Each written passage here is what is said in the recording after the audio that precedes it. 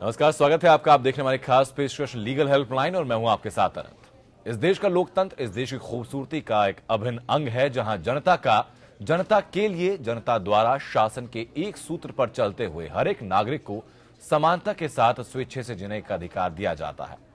लोकतंत्र की आत्मा संविधान को कहा जाना गलत नहीं होगा और इसी संविधान का प्रियम्बल यानी संविधान की प्रस्तावना भी समाज के हर व्यक्ति के लिए समता और न्याय की बात करता है। कानून हर समस्या के सही प्रारूप में समाधान के लिए मौजूद है, लेकिन सही जानकारी ना होने या कानूनी पेचीदगियों के चलते एक बड़ा हिस्सा समाज का सही समय पर न्याय हासिल करने में असमर्थ महसूस करता है। और इसी अंतर को खत्म करने के लिए इंडिया लीगल रिसर्च फाउंडेशन की इनिशिएटिव लीगल हेल्पलाइन में हम यहां मौजूद हैं, आपकी हर कानूनी समस्या में आपकी सहायता के लिए। आमतौर पर एक बड़ी समस्या, एक जानकारी से लोग पूरी तरीके से रूबरू नहीं हो पाते, और वो बेल के बारे में कि अगर किसी भी अपराध में आपको गिरफ्तार किया जाता है या आप दोषी ठहराए जाते हैं या आरोपी ठहराए जाते हैं, तो उस वक्त पे आपको जमानत के क्या अधिकार हैं, कैसे आप जमानत ले सकते हैं और क्या उसके प्रावधान होते हैं। इन तमाम मुद्दों पर हम चर्चा करेंगे। नंबर हमें लगातार स्क्रीन पर फ्लैश हो रहे हैं, नंबर्स पर आप फोन कर सकते हैं, सीधे हम तक जुड़ सकते हैं। अपनी किसी भी कानूनी समस्या को लेकर बेहतर सहायता के लिए आप सीधे हमसे जुड़ सकते हैं।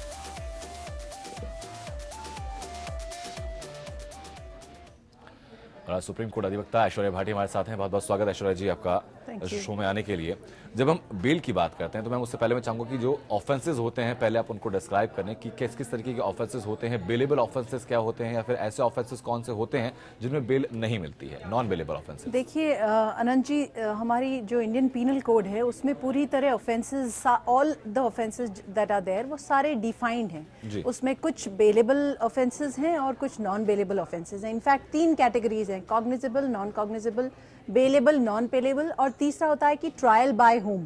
अब इसमें इंपॉर्टेंट बात यह है कि जो ऑफेंसेस छोटे ऑफेंसेस होते हैं जिनमें कम सजा होती है, जिनको परसीव ऐसा किया जाता है कि वो थोड़े कम सीरियस ऑफेंसेस हैं, उन ऑफेंसेस को बेलेबल माना जाता है। बेलेबल ऑफेंसेस और नॉन बेलेबल ऑफेंसेस का अंतर यह है कि बेलेबल ऑफेंस में पुलिस जब एफआईआर पे गिरफ्तार करने के लिए जाती है या इन्वेस्टिगेशन के लिए जाती है तो पुलिस अथॉरिटीज खुद ही बेल ले सकती हैं। और नॉन बेलेबल ऑफेंसेस जो ज्यादा सीरियस ऑफेंसेस होते हैं उनका ऐसे होता है कि वो उनमें पुलिस अथॉरिटीज के पास अधिकार नहीं होता बेल लेने का, और उसमें बेल खाली कोर्ट से के द्वारा ही दी जा सकती है। जी, जो बेलेबल ऑफेंसेस की मैं आपने बात की कि पुलिस ही उनकी बेल ले सकती है, तो उसका प्रोसीजर पूरा क्या होता है? देखिए, जो बेलेबल ऑफेंसेस हैं, बेल का प्रोसीजर है ऑलमोस्ट सेम ही है। बेल में ये होता है कि एक बॉन्ड भराया जाता है जो किसी अमाउंट का होता है। वो डिपेंड करता है कि वो पर्सन किस सोशल स्ट्रेटा का है, किस तरह के बैकग्राउंड से आता है, किस तरह का ऑफेंस है, और रिपीट ऑफेंडर है कि नहीं। कई सारे पैरामीटर्स होते हैं डिसाइड करने के। उसके हिसाब से एक बेल की कंडीशंस ले डाउन करी जाती हैं। बेल की कंडीशंस में कई चीज़ें हो सकती है कि वो हर महीने पुलिस स्टेशन पे आके रिपोर्ट करेगा, या हर हफ्ते करेगा, या इस पुलिस स्टेशन के एरिया को छोड़ के नहीं जाएगा, और इतना अमाउंट अपना एज अ पर्सनल बॉन्ड दिया जाता है। इसमें अक्सर श्योरिटी भी करवाई जाती है कि श्योरिटी खुद के पर्सनल बॉन्ड और कुछ और श्योरिटी साथ में। तो वो जब तक लीगल कार्रवाई पूरी नहीं हो तब तक बेल पे रिलीज नहीं किया जाता, बेल ऑर्डर होने के बावजूद भी। लेकिन इसमें एक बड़ी इंटरेस्टिंग रिफॉर्म्स जो आए हैं 2006 के अमेंडमेंट से, सेक्शन 436 और 435 दोनों में, 434 में जो अमेंडमेंट्स हुए हैं सीआरपीसी के, उसमें अमेंडमेंट्स ये आए हैं कि अगर कोई इंडिजेंट पर्सन है जो अफोर्ड नहीं कर सकता, जो इकोनॉमिकली उस पोजीशन में नहीं है कि वो अपना बेल बॉन्ड भी भर पाए, तो उसके लिए प्रोविजन है कि अगर 1 हफ्ते तक बेल होने के बाद भी वो बेल बॉन्ड ना भरने की वजह से उस बेल को एंजॉय नहीं कर पा रहा है, तो ऐसे इंसान को बिना बेल बॉन्ड के उसके पर्सनल बॉन्ड पे ही छोड़ दिया जाएगा। ये एक तरह से रिफॉर्मेटिव स्टेप है, क्योंकि कई केसेस में हमने ऐसा देखा कि बेल होने के बाद में, बेल ऑर्डर होने के बाद में भी वो people were not able to be release from jail because they could not afford to fill up the bail bonds. ठीक है मैम। इस वक्त मध्य प्रदेश से वेद प्रकाश हमारे दर्शक हम लोग जुड़ चुके हैं। वेद प्रकाश, अपनी बात आप रखिए, कैसे आपकी सहायता हम लोग कर सकते हैं?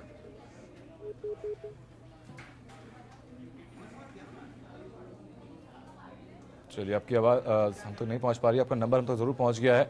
आपको जल्दी इंडिया लीगल रिसर्च फाउंडेशन तरफ से कॉल जाएगा, बेहतर सहायता आपकी की जाएगी। और इस वक्त स्नेहा हमारे दर्शक जुड़ चुकी हैं इंदौर से। स्नेहा, अपनी बात आप रखिए, कैसे आपके साथ हम लोग कर सकते हैं?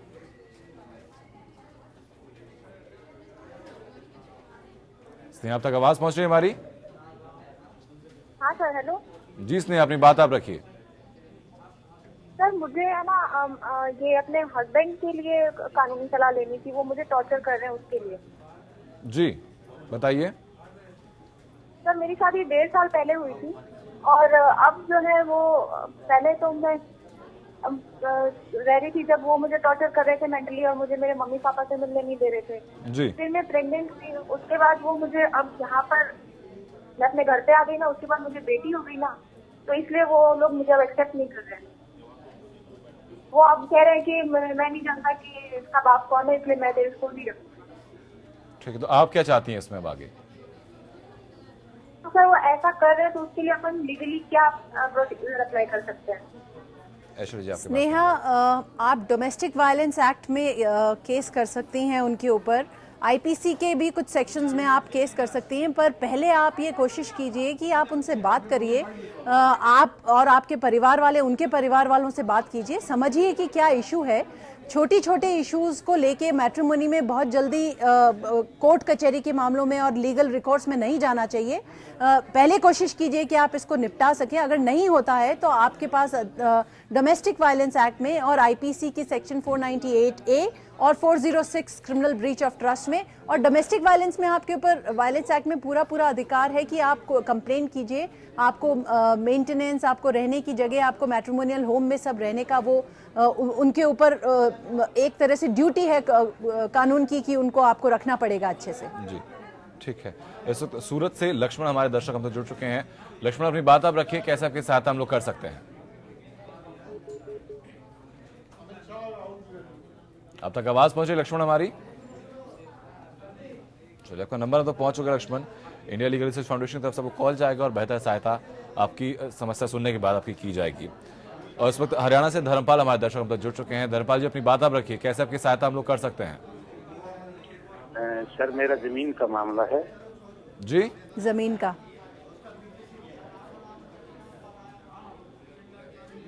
जी धर्मपाल, अपनी बात रखिए आप।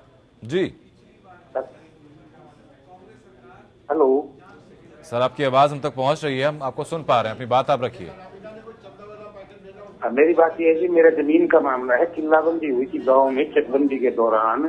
जी। मेरी 8 एकड़ जमीन, मेरी अच्छी जमीन थी 8 एकड़, वो किसी दूसरी पार्टी के लगा दी। जी। और मेरे को जो है ना खराब जमीन दे दी गई। उसकी मैंने शिकायतें हमारे तहसीलदार एसओ और सीओ को भी की। जी। डीसी को भी की, मुख्यमंत्री के केबिनेटों पे डाली, लेकिन मेरा आज तक कोई समाधान नहीं हुआ है। मुझे 6 महीना हो गया। ठीक है धर्मपाल जी, अगर आपको अथॉरिटीज से समाधान नहीं मिला है तो आपके पास सिविल कोर्ट में जाने का अधिकार है। आप सिविल कोर्ट में एक दावा कीजिए और उसमें आप प्रॉपर लगाइए आपके डॉक्यूमेंट्स की किस तरह से आपकी जमीन बदल दी गई है और आपकी जो बेटर जमीन थी, जो उपजाऊ जमीन थी, वो आपसे किसी और से एक्सचेंज करके और आपको खराब जमीन दे दी गई है। अगर अथॉरिटीज से आपको आंसर नहीं मिल रहा है तो आपको कोर्ट ऑफ लॉ में जाना ही पड़ेगा। एक सिविल सूट दायर कीजिए। मैं उम्मीद करता हूं कि इसमें बेहतर सहायता आपको मिली है जरूर, और एक सिविल सूट आप दायर कीजिए। उसके बाद भी अगर आपके पास कोई दिक्कत सामने आती है तो हम यहाँ मौजूद हैं आपकी आगे की सहायता के लिए। बहुत बहुत शुक्रिया आपका हम तक जुड़ने के लिए। जब हम लोग बेल की बात करते हैं तो एक एंटीसिपेटरी बेल के बारे में हम लोग सुनते हैं, अग्रिम जमानत जिसको कहा जाता है, उसका कंसेप्ट क्या है? देखिए, एंटीसिपेटरी बेल वो होती है कि इन एंटीसिपेशन ऑफ अरेस्ट, मतलब अरेस्ट से पहले की बेल होती है।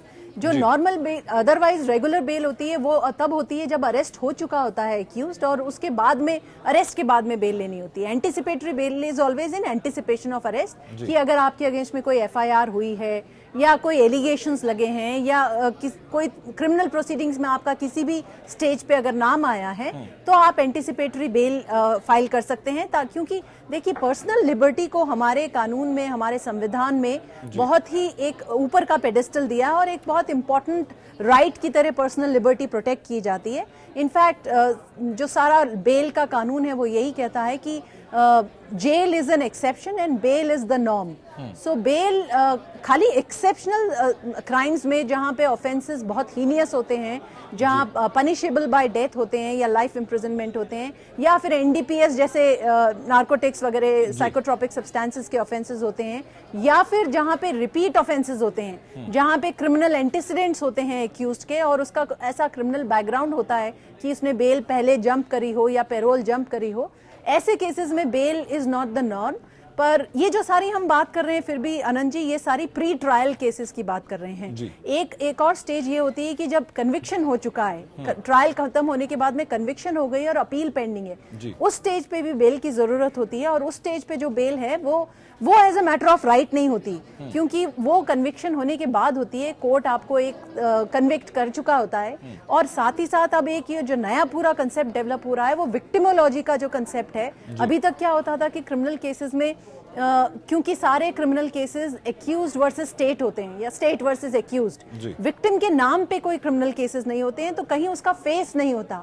तो कहीं ना कहीं हमारे क्रिमिनल ज्यूरिस्प्रूडेंस का जो बैकग्राउंड है, उसमें विक्टिम को कहीं कहीं पूरी तरह डाउन प्ले किया गया और विक्टिम के राइट को उतना अहमियत नहीं दी गई। जबकि क्रिमिनल ज्यूरिस्प्रूडेंस में विक्टिम के अधिकार को अगर हम डाउन प्ले करें और अहमियत नहीं दें, तो एक बहुत बड़ा पहलू है जो समाज का है, वो पूरी तरह पिछड़ जाता है, पूरी तरह छूट जाता है। तो अब केसेस ये आ गए कि कंप्लेनेंट्स और विक्टिम्स भी आके और अपोज करते हैं बेल्स को, और कोर्ट उनको पूरी तरह सुनवाई देता है, और उनकी सुनवाई के बाद में ही डिसाइड करता है कि ये बेल के लायक केस है या ना।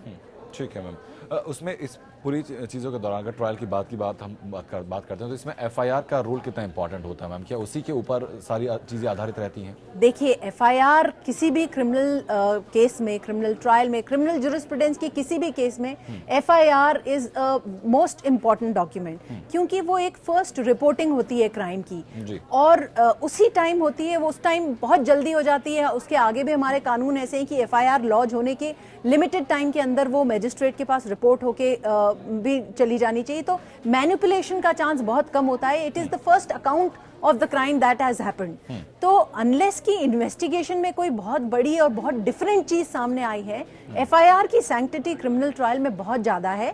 लेकिन it is not the last word, it is the first word, it is a very important word, but it is not the last word. ठीक है मैम, अगर किसी के खिलाफ कोई गलत मुकदमा दर्ज कराया जाता है, उसमें एफआईआर में गलत फैक्ट्स रखे जाते हैं, उसी के आधार पर मुकदमा दर्ज अगर होता है, तो जो जिसको आरोपी बनाया गया है, अल्टीमेटली वो अपने आप को विक्टिम समझता है, तो उसके पास फिर अपील का आधार कैसे रहता है? कैसे वो बेल के लिए अप्लाई कर सकता है उस वक्त पे? देखिए, बेल तो वो अप्लाई कर ही सकता है, क्योंकि अगर झूठा मुकदमा है तो वो इन्वेस्टिगेशन में पूरी तरह सामने आ जाएगा। ऐसा अगर आपके ऊपर झूठा मुकदमा होता है, तो आप इन्वेस्टिगेशन में पुलिस को, इन्वेस्टिगेटिंग ऑफिसर को पूरी तरह कोऑपरेट कीजिए, ताकि सच का सच और झूठ का झूठ हो जाए, और जो सारी बात है सच्चाई सामने आ जाए इन्वेस्टिगेशन रिपोर्ट में, और वो सारी बेल के आपके पैरामीटर्स तो पूरे हो ही जाएंगे उससे। लेकिन एक और रेमेडी लॉ में आपको प्रोवाइडेड है, वो है मेलिशियस प्रोसिक्यूशन के अगेंस्ट में। तो आप एक बार अपने केस को पूरी तरह हैंडल कीजिए, सच का सच, झूठ का झूठ होने के बाद में मेलिशियस प्रोसिक्यूशन किसी ने आपके ऊपर किया है, तो आप उसकी अलग से उसके ऊपर केस कर सकते हैं। वो आपको बाद का स्टेज है, करना ही चाहिए। ठीक है। सो दिल्ली से राजपाल हमारे दर्शक जुड़ चुके हैं हम तक। राजपाल जी, अपनी बात आप रखिए, कैसे आपकी सहायता हम लोग कर सकते हैं? सर, अब तक आवाज पहुंच रही है हमारी? हाँ सर, पहुंच रही है जी, अपनी बात आप रखें। हाँ सर, मेरे साथ यह है सर, मेरा एक बंदा कोई मेरा मतलब 60,000 रुपीज लेकर के वो मेरे साथ फ्रॉड करके लेके चला गया जी। ठीक है, वो अपना बिहार का एक करते हैं, वो वहाँ पे चला गया। उसके पे मतलब मेरे जो है, मेरे पास उसके काफी सबूत है। उसने अपना, मेरे पास जो फोन रिकॉर्डेड वॉइस है उसकी, उसने बोला सर हम आपका पैसा देंगे, पर बच्चों देने से फिर नाट गया।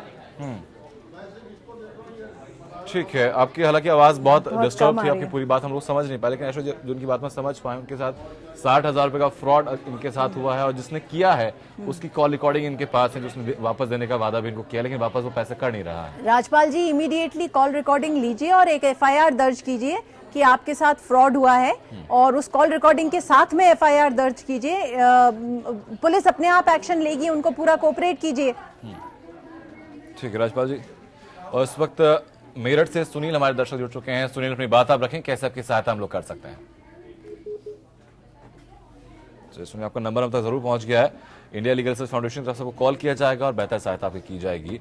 मैम, एक बात मैं आपसे और जानना चाहूंगा इस बारे में कि अगर किसी का अरेस्ट होता है तो अरेस्ट के कितने वक्त के अंदर वो बेल के लिए अप्लाई कर सकता है, या फिर इन्वेस्टिगेशन के कितने देर बाद वो बेल के लिए अप्लाई कर सकता है? देखिए, अरेस्ट के इमीडिएटली बाद में आप बेल के लिए अप्लाई कर सकते हैं। अरेस्ट से पहले अगर आपको पता चलता है तो आप एंटिसिपेटरी बेल के लिए अप्लाई कर सकते हैं, और इमीडिएटली ऑन अरेस्ट आप बेल के लिए अप्लाई कर सकते हैं। और साथ ही साथ आप बेल के लिए जब अप्लाई करें तो एक एप्लीकेशन से इंटरिम बेल के लिए भी अप्लाई कर सकते हैं कि जब तक आपकी मेन बेल की बहस हो तब तक आपको इंटरिम बेल दे दी जाए। ये सारी, हालांकि ये सारी चीजें जो ऑफेंस आपके ऊपर जिससे आप एक्यूज्ड हैं, उस ऑफेंस में क्या उसकी क्या ग्रेविटी है और आपका क्या बैकग्राउंड है, आप किस सोशल पैरामीटर के हैं, आपके क्रिमिनल एंटीसीडेंट्स क्या हैं, इन सब पे डिपेंड करता है। But immediately on arrest you can file for bail. ठीक है मैम, लेकिन अगर कोई किसी व्यक्ति को गिरफ्तार किया जाता है, फिर इन्वेस्टिगेशन शुरू हो जाती है, तो क्या ऐसा भी कोई प्रावधान है कि कितने वक्त के अंदर अंदर इन्वेस्टिगेशन को खत्म करना होगा ताकि उस व्यक्ति को भी बेहतर लाभ अगर मिल सके अगर वो दोषी नहीं पाया जाता है? देखिए, ये सारे जब क्रिमिनल प्रोसीजर कोड में रिफॉर्म्स हुए थे तब ये सारे रिफॉर्म्स से हुआ था। अदरवाइज 1980s में ये केस हुआ था हुसैन आरा खातून के नाम से, और उस केस में पहली बार कोर्ट के सामने एक ये पब्लिक स्पिरिटेड पर्सन हुसैन आरा खातून ने ये सारा मामला रखा कि बिहार के कुछ ऐसे जेल थे, कई सारे जहां पे लोग बंदी थे, वो अंडर ट्रायल थे और उनकी ट्रायल ही कंप्लीट नहीं हुई थी, और बिना ट्रायल कंप्लीट हुए वो जो भी ऑफेंस था उनका जिससे वो एक्यूज थे और ट्रायल फेस करते तो जो भी सजा होती उस मैक्सिमम सजा से ज्यादा वो punishment as an under trial भुगत चुके थे और फिर भी उनकी बेल नहीं हो पा रही थी। तो ये शुरुआत रिफॉर्म्स की उस जजमेंट से हुई जो बड़ा सेलिब्रेटेड जजमेंट था सुप्रीम कोर्ट का। उसके बाद में ये पूरी तरह इनग्रेन्ड हो गए हैं सीआरपीसी में, कई स्टेजेस ऑफ अमेंडमेंट्स आए हैं।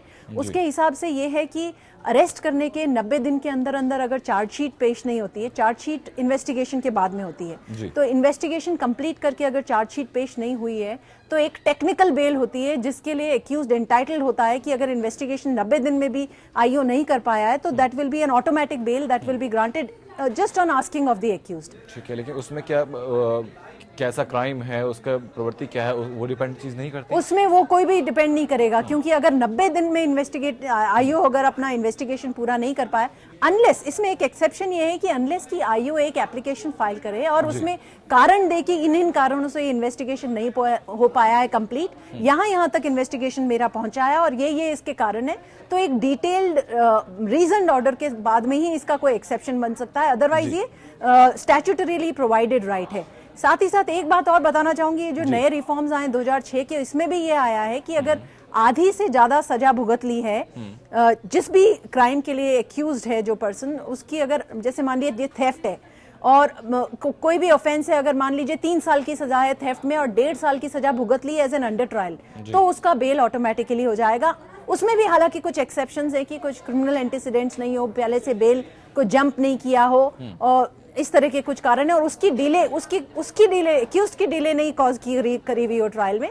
बट अदरवाइज अब पूरा सिस्टम बहुत ज्यादा रिफॉर्म हो गया है और उस रिफॉर्म की कहीं ना कहीं जरूरत इसलिए है कि हमारा पूरा जो क्रिमिनल जस्टिस सिस्टम है वो इतनी बुरी तरह डिलेज से ग्रसित है कि हमारे यहाँ पे क्रिमिनल ट्रायल सालों डिकेड्स तक चलती है। तो ये अनफॉर्चुनेट है कि ऐसे प्रोविजंस हमारी बेल के लिए आने पड़े, पर वो नीड ऑफ द आवर थी जब हम ट्रायल कंप्लीट नहीं कर पा रहे हैं, इन्वेस्टिगेशंस कंप्लीट नहीं हो पा रहे हैं, तो कब तक हम अनलिमिटेड टाइम के लिए किसी को जेल में रख सकते हैं। और क्या रिफॉर्म्स की हमें जरूरत है, इसके बारे में आपसे बात मैं करूंगा। इसमें उससे पहले दीपक, हमारे दर्शक जुड़ चुके हैं मध्य प्रदेश से। दीपक, अपनी बात आप रखें, कैसे आपकी सहायता हम लोग कर सकते हैं?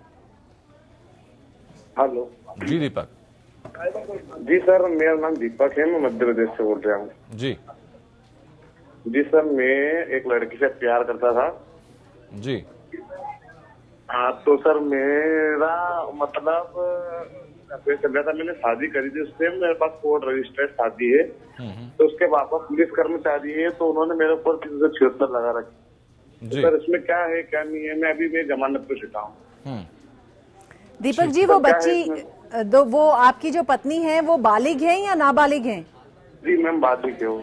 अगर वो बालिग हैं तो फिर आपको आप दोनों को अपनी इच्छा से प्यार करने से और शादी करने से कोई भी नहीं रोक सकता। आप अभी आपकी पत्नी किन के पास है? वो उनके पेरेंट्स ले गए। वो क्या है कि सरकारी अफसर है जो पुलिस विभाग में है। तो ऐसा है, आप कोर्ट में अर्जी लगाइए और उनके 164 के बयान की रिक्वेस्ट कीजिए।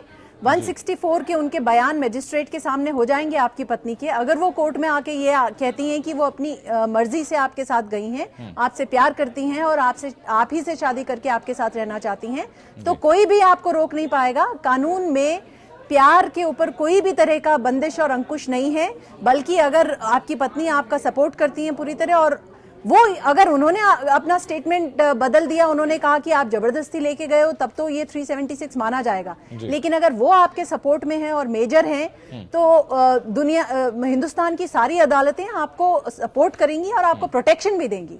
ठीक है मैम, ये तो बात हम लोगों ने की। अब अगर हम और रिफॉर्म्स की बात करते हैं जो मौजूदा सिस्टम है, ताकि चीज़ें और ज़्यादा स्मूथ हो सकें, बेहतर हो सके, तो क्या क्या रिफॉर्म्स अभी होने की संभावना बन सकती है? देखिए आनंद जी, मुझे ऐसा लगता है कि कहीं ना कहीं हमारी जो क्रिमिनल जस्टिस सिस्टम है उसको अथॉरिटीज से, और इतने साल हो गए हमारे इंडिपेंडेंस के सक्सेसिव गवर्नमेंट से, बड़ा स्टेप मदरली ट्रीटमेंट मिला है। सबको ऐसा लगता है कि कमर्शियल लॉज इंपॉर्टेंट हैं, कंपनी लॉज इंपॉर्टेंट हैं, टैक्सेशन लॉज इंपॉर्टेंट है, रेवेन्यू लॉज इंपॉर्टेंट हैं, और क्रिमिनल जस्टिस सिस्टम में रिफॉर्म नहीं आया है, चाहे वो पुलिस की स्टेज से हो, चाहे वो इन्वेस्टिगेशन की स्टेज से हो, या ट्रायल की स्टेज पे हो, या अपील की स्टेज पे हो। हम ये रियलाइज नहीं करते कि जब तक हम जब तक क्राइम फ्री नहीं रह पाएगा हमारा देश, तब तक कमर्शियली भी हम और इकोनॉमिकली भी ग्रो नहीं कर पाएंगे। तो कहीं ना कहीं हमारे पूरे क्रिमिनल जस्टिस सिस्टम को पूरा ओवरहॉल करने की जरूरत है। अभी भी जब हमारे जो सिस्टम्स हैं क्रिमिनल ट्रायल के, इस तरह के एविडेंस हमारे ट्रायल्स में आए जाते हैं जो बिल्कुल आर्काइक हैं। आज के ज़माने में आप और हम एज इंडिविजुअल्स इतनी टेक्नोलॉजी यूज़ करते हैं अपनी डे टू डे लाइफ में, पर अनफॉर्चुनेटली वो टेक्नोलॉजी अभी तक क्रिमिनल जस्टिस सिस्टम में नहीं आ पाई है। अदरवाइज आज की तारीख में जहां साइंस ने इतनी ज़्यादा डेवलपमेंट करा है, वहां पे इन्वेस्टिगेटिव टेक्निक्स अभी भी आर्काइक और रूडिमेंट्री नहीं होनी चाहिए।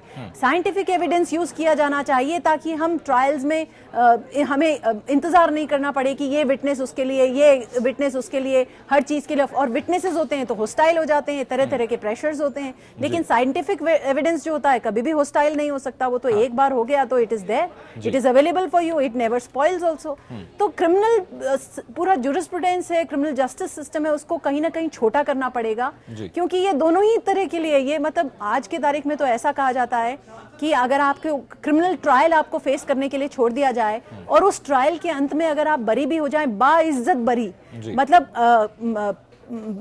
बेनिफिट ऑफ डाउट देके नहीं, बाइज्जत अगर आप बरी हो जाएं, तो भी उस बरी होने में आपको कम से कम 10, 15, 20, 25, 30 साल लग जाएंगे। और अगर 10, 15, 20, 25, 30 साल तक अगर आपको क्रिमिनल ट्रायल के लिए क्रिमिनल जस्टिस सिस्टम के एड़ियां रगड़नी पड़े, हर पेशी पे आपको जाना पड़े, या तो आप जाएं या एज एन एक्यूज आपको जाना जरूरी है, नहीं तो आप एग्जेम्पशन फाइल करें। तो to face a criminal trial itself is such a arduous, such a humongous task that it actually adds insult to injury. ठीक है, यानी अब जरूरत है चीज़ों को बेहतर करने की। स्पीडी अगर चीज़ें हो जाएं, थोड़ा टेक्नोलॉजी का इस्तेमाल में करना शुरू कर दें, तो शायद चीज़ें और बेहतर हो पाएं। जो पेंडेंसी ऑफ केसेस है उसको भी हम काफ़ी ज़्यादा कम कर सकते हैं। बहुत बहुत शुक्रिया मैम आपका इस शो में आने के लिए, बेहतर शो बनाने के लिए। इंडिया लीगल सर्च फाउंडेशन की इनिशिएटिव लीगल हेल्पलाइन का एकमात्र उद्देश्य है कि समाज के हर व्यक्ति के पास समान रूप से न्याय पहुंचे। अगर आपको न्याय पाने में कहीं भी कोई भी दिक्कत आती है तो हम आपके साथ यहां मौजूद हैं, आपकी हर तरह की कानूनी समस्या में आपके लिए बेहतर और निःशुल्क कानूनी सहायता के साथ। नमस्कार।